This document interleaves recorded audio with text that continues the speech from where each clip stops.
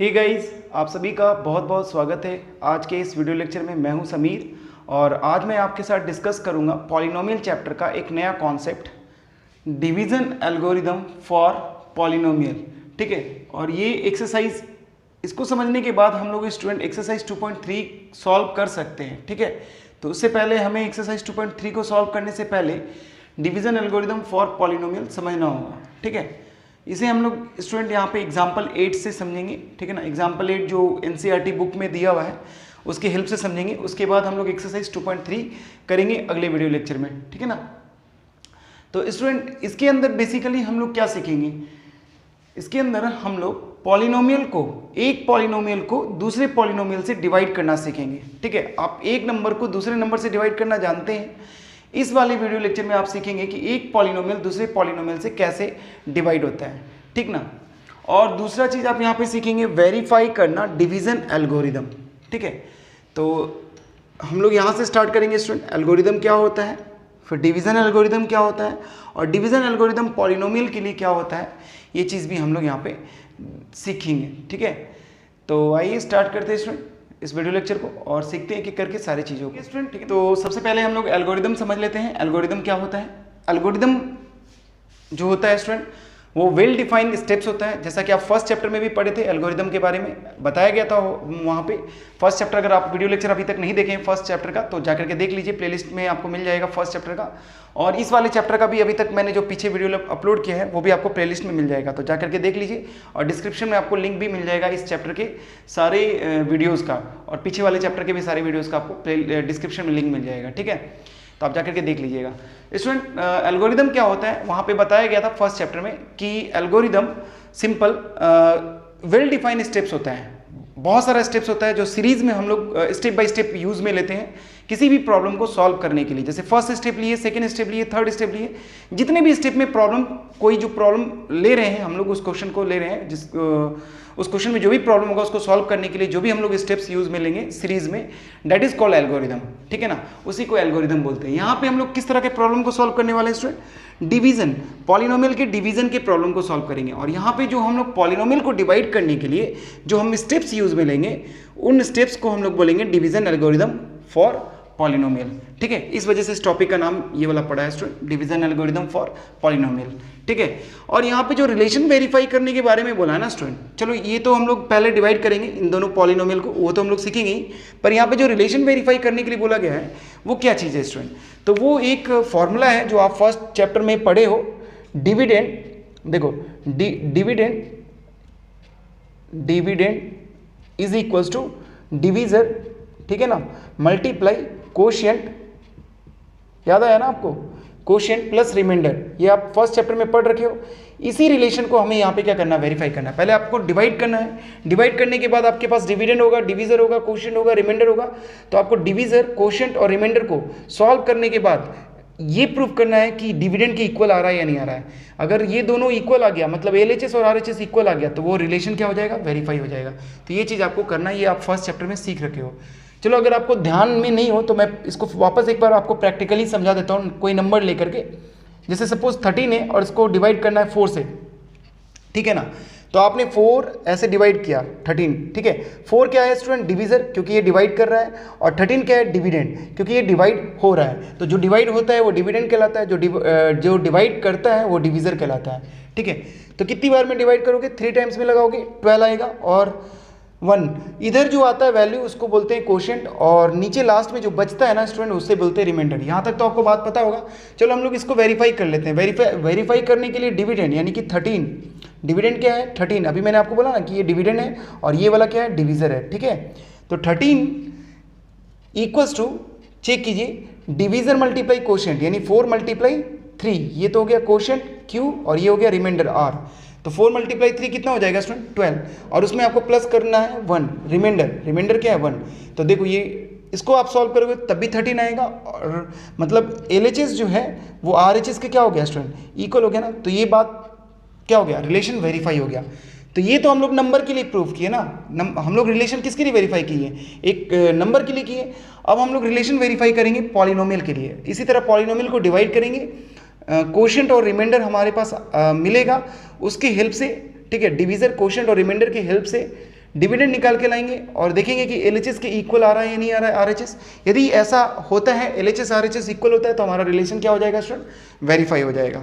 ठीक है, तो आइए अब हम लोग सीखते हैं पॉलिनोमियल को कैसे डिवाइड करना होता है। ठीक है स्टूडेंट, तो देखिए पॉलिनोमियल को डिवाइड करने के लिए कुछ स्टेप्स है या कुछ बातें हैं जो आपको ध्यान में रखना होगा। पहली बात आपको ये ध्यान रखना है स्टूडेंट कि डिविडेंड और डिवीज़र कौन होगा, इन दोनों में डिविडेंड और डिवीज़र कौन होगा। तो आपको देखना है कि किस पॉलिनोमियल का डिग्री बड़ा है।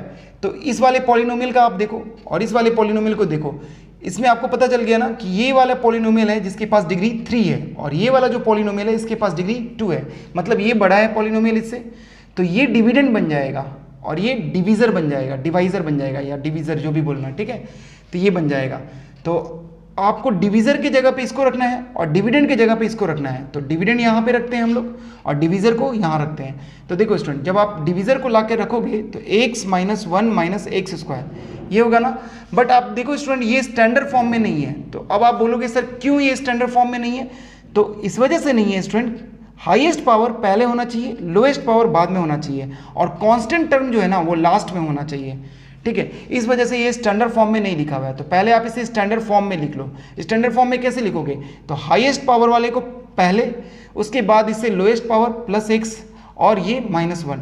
ठीक है, साइन के साथ आपको स्टैंडर्ड फॉर्म में लिखना है। साइन इसका क्या था, x² का माइनस था और 1 का साइन क्या था, -1 था और x का साइन क्या है, प्लस।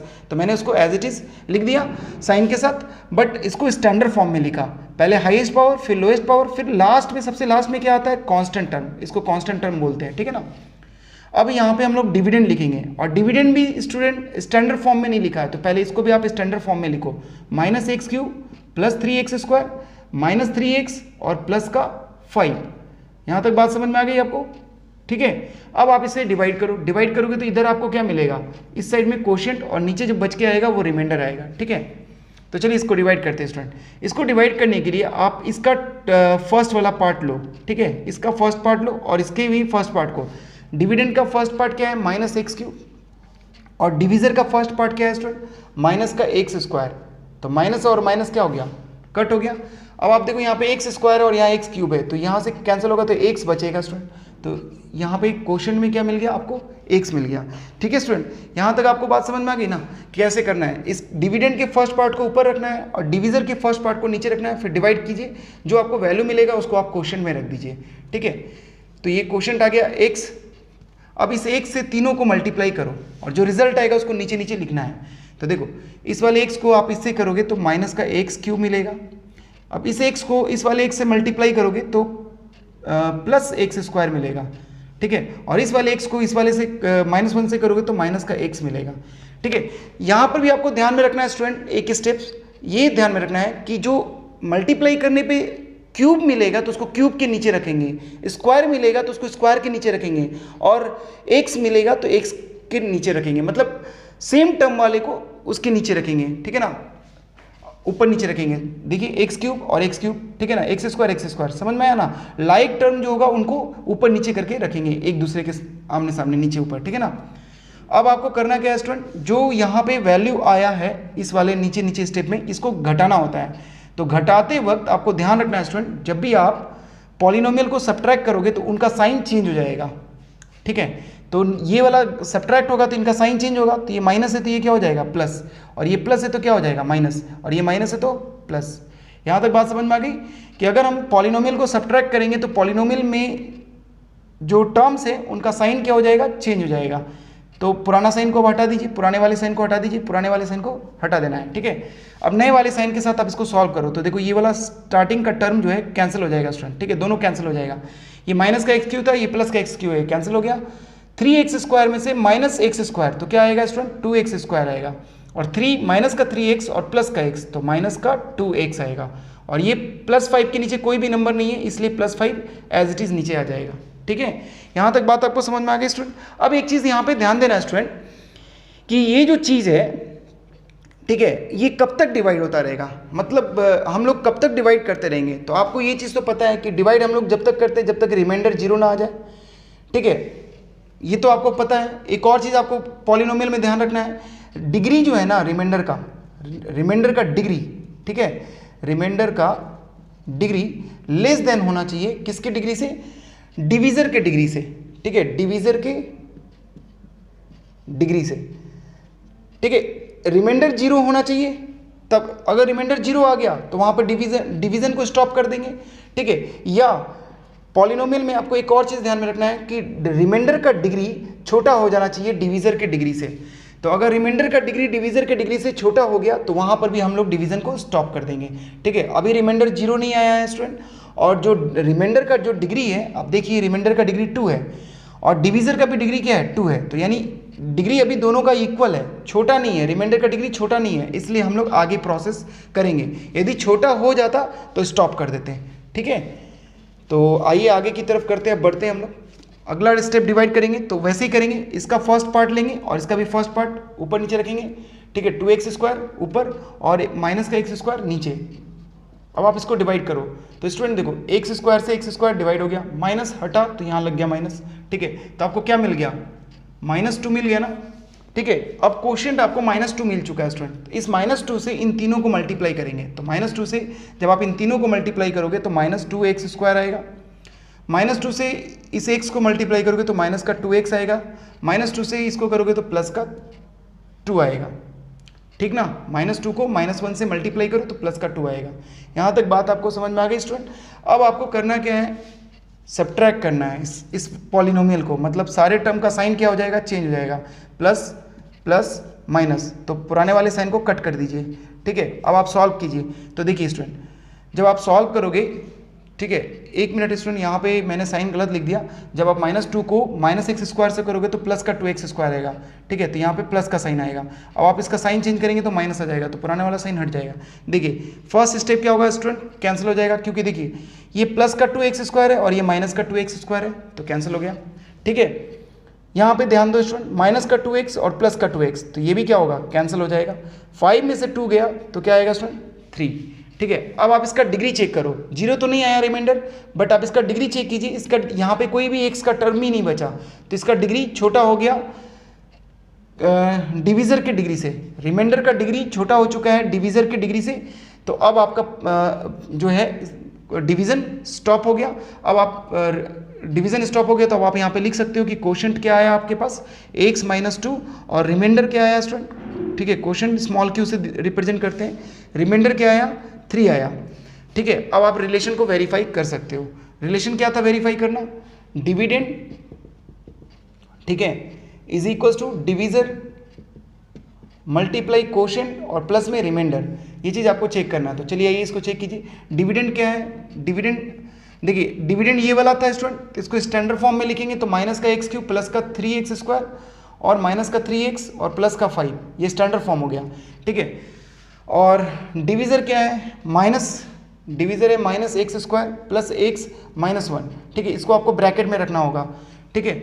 जब आप किसी भी पॉलिनोमियल को दूसरे पॉलिनोमियल से मल्टीप्लाई करोगे तो पहले वाले पॉलिनोमियल को और दूसरे वाले पॉलिनोमियल को ब्रैकेट में रखोगे, ठीक है। यहाँ पे क्या रखेंगे स्टूडेंट, कोशेंट, तो कोशेंट क्या है, x - 2, ठीक है। और रिमाइंडर क्या है स्टूडेंट, रिमाइंडर है 3। सॉल्व करते हैं इसको, तो इसको सॉल्व करेंगे तो माइनस का x³ आएगा, ठीक है। अब इसको इससे कर दिए, इसको इससे करेंगे तो प्लस का x² आएगा, ठीक है। देखिए स्टूडेंट, x माइनस का x² को इससे मल्टीप्लाई किए तो -x³, x को x से करेंगे तो x² और -1 को करेंगे तो माइनस का x, ठीक है।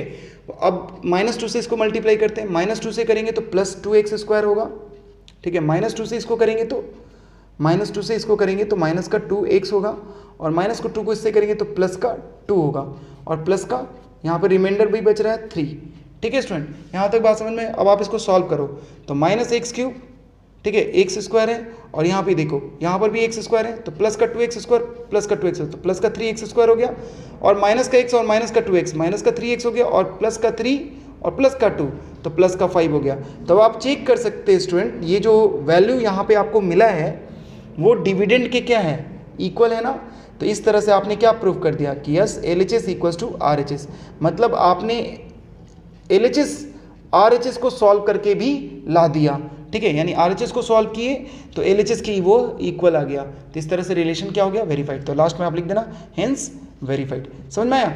तो स्टूडेंट आप एक्सरसाइज 2.3 में जब जाओगे ना तो आपको वहाँ पे फर्स्ट क्वेश्चन में बोला है क्वोशंट और रिमाइंडर निकालने के लिए। तो क्वोशंट कैसे निकालना है, रिमाइंडर कैसे निकालना है, किस तरह से आपको स्टेप बाय स्टेप डिवाइड करना है, ठीक है, कब साइन चेंज करना है, ये सारी चीज़ें मैंने आपको यहाँ पे एक्सप्लेन कर दिया है, ठीक है। उसके बाद नेक्स्ट जब आप सेकंड क्वेश्चन करोगे इस एक्सरसाइज का 2.3 एक्सरसाइज का, तो वहाँ आपको रिलेशन भी वेरीफाई करना है, तो वो भी मैंने आपको तरीका बता दिया। तो आप चाहो तो आप क्वेश्चन को एक्सरसाइज को स्टार्ट कर सकते हो, नहीं तो मैं नेक्स्ट वीडियो लेक्चर में एक्सरसाइज स्टार्ट करूँगा, सॉल्व कराऊंगा यहाँ पे, ठीक है। तो आज के वीडियो लेक्चर में इतना ही है स्टूडेंट। अगर आपको समझ में आया तो प्लीज़ आप इसे लाइक करना और ज़्यादा से ज़्यादा स्टूडेंट को, अपने दोस्तों को शेयर करना, ठीक है ना।